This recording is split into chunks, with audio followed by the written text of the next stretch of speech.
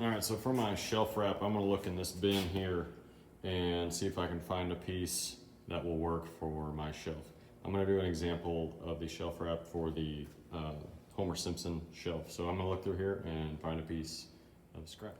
Okay, so I have 3 pieces here that I found out of the scrap bin. This one here is kind of a long, skinny piece, and I want to try to find one of these.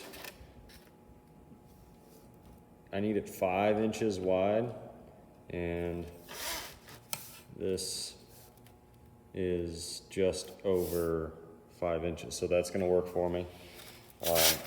Check the length, and I'm at 14, and I need to have 12 because I'm making the Homer Simpson shelf. The shelf is 10 inches wide, so I'm adding an inch on each end of this, so that makes it 12.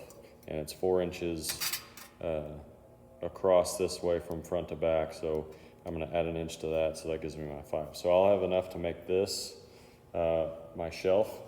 What you try to refrain from doing is using these real wide pieces, these big square pieces, because we are at 10 and a half inches, 10 and 3/4.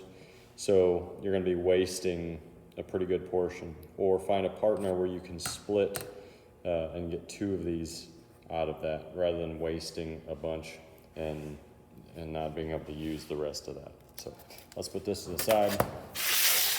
All right, so what we're doing here is I'm laying out my lines for my shelf for my folds. And then we're gonna be using the box and pan brake to fold it up. So you can use a tape measure, but I would recommend using this steel rule instead. It's just gonna lay flatter and it's gonna be easier for you to work with. Also, when marking, you wanna use a scratch-all, not the soapstone, not a pencil. This is gonna be permanent, and it's going to be very precise and accurate. So it's gonna leave a really thin scribe line on there for you. Okay, so I know that my angle iron is going to be 1 inch wide. So I'm gonna make a 1 inch bend on both ends and on the front. I don't wanna make this and fold it up until my shelf is complete. And here's why. My shelf, my frame for this may be smaller or larger than what my plans called for. So when I weld it up, if my corners weren't perfect or my frame pieces shifted a little bit, I want to make this match my shelf, okay? So we're gonna just, for this video, assume that our frame matches exactly our plans, and we're gonna make our shelf wrap based on that, okay? I'm gonna go trim this down to size, and I'll come back. Okay, now I have a 5 by 12 piece. All right, so what I'm gonna do is I'm gonna lay out my 1 inch spots. So I'm gonna use my scratch-all. I'm gonna make a single swipe when I make my marks. And I'm gonna do that on both sides of my ruler right here. So I have 2 marks to go off of. I'm gonna do that on both ends.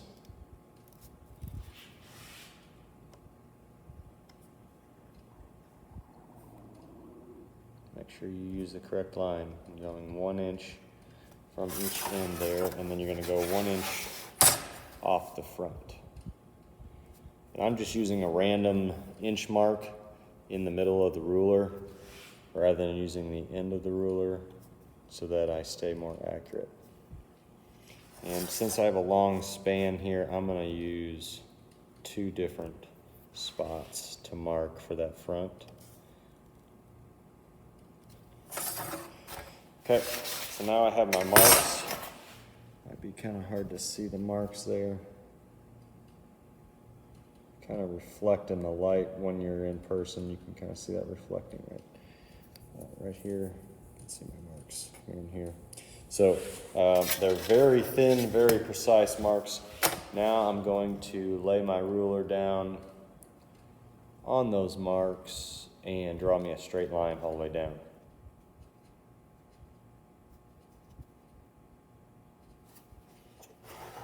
single line. So we can see that line scribed really nice. Okay, it's very thin, but it's very accurate. That's the whole point. I'll do the same thing for my sides. Line my 2 marks up.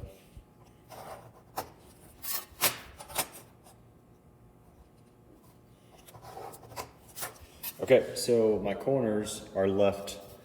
I have this square in here. All right, now I'm going to completely cut that notch out of there using aviation snips.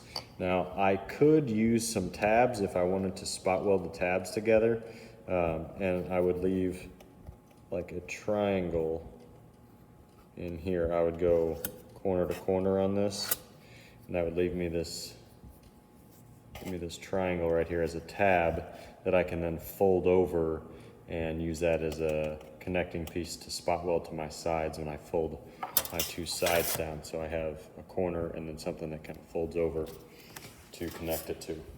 But I'm gonna go with that, and I'm gonna cut my notches out using aviation snips. Now we have 3 different styles of aviation snips. We have 3 different colors. So we're gonna use the yellow ones because these are the straight cut ones. Since I'm making these cuts in here nice and straight, I'm not making any turns or angled cuts. These are what I want to use.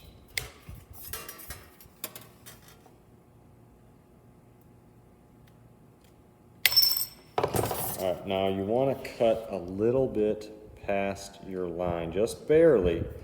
Right here, that's going to give you a little bit of a relief hole or a leaf cut. On this side, I'm going to show you another thing that you can do. Is I'm going to drill a small hole right there and give me a relief hole so that when I fold these over, I don't get a crease right there where those 2 fold. So I'm going to show you 2 different ways to do that. I'll be back with the drilled hole. All right, so there's my hole. So that's a 1/8 inch hole. So it's a small hole, but it's going to give me just enough relief for my fold.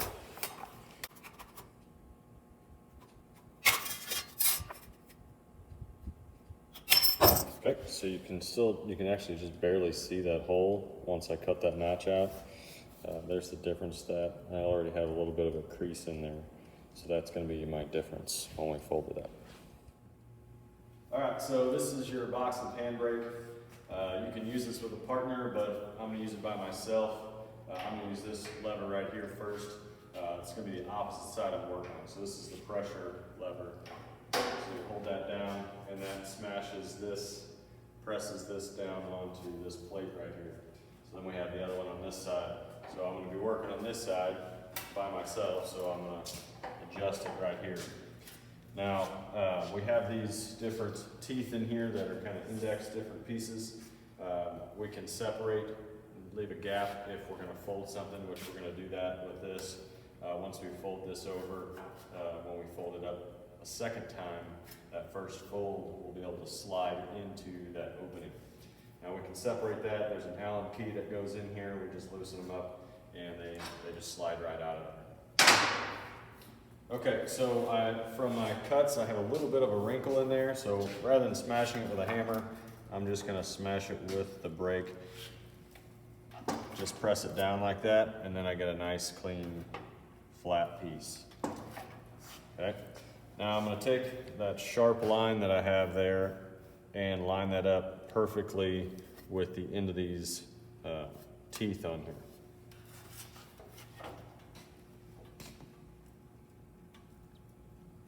Now you can see it kind of slides forward just a little bit, so you want to anticipate that so that when you get it pressed down, that's a very clean, straight line layout there. Now I'm going to grab these handles down here and bend this up. Now we want a 90-degree angle when we're done, so we're actually going to stop just a little bit short of 90. I can always go a little bit further, but if I go too far, I'm going to end up with a kind of a reverse bend on the top surface. Just bring that straight up. And when you think you're at 90, you're going to stop just a little bit short, so it's kind of leaning back towards me just a hair. And pull it out, and that's pretty darn close to 90. Okay, so we're going to fold our other side up here, doing the same thing.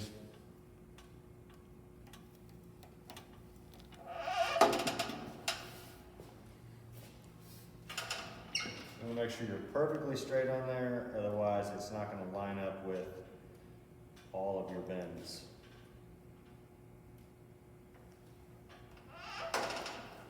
Okay, I'm happy with that. Flip this one up.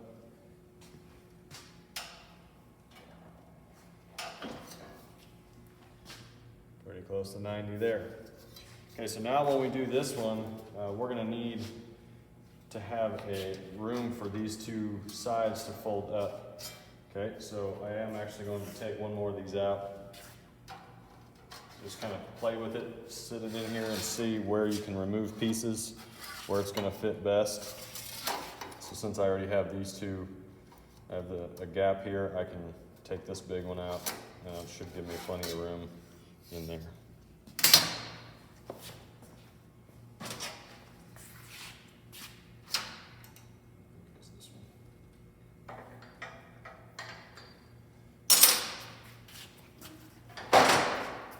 Release the pressure on it, and then you lift it up, and they just fall right out.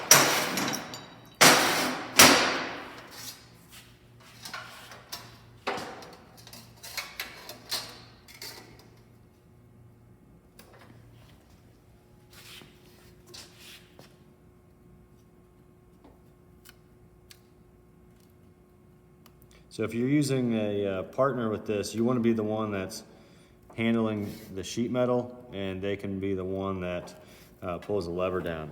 You just communicate when you're ready for them to do that. Thanks, partner.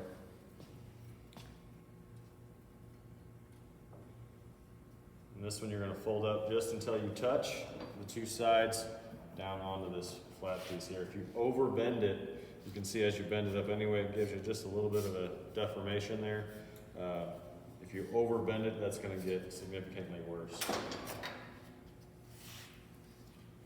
All right, so what I'm looking for to see if I did a good job is that my sides all match up at the same length. So one's not shorter than the other, and those match up pretty darn good. So I'm happy with that. All right, now you're ready for spot welding.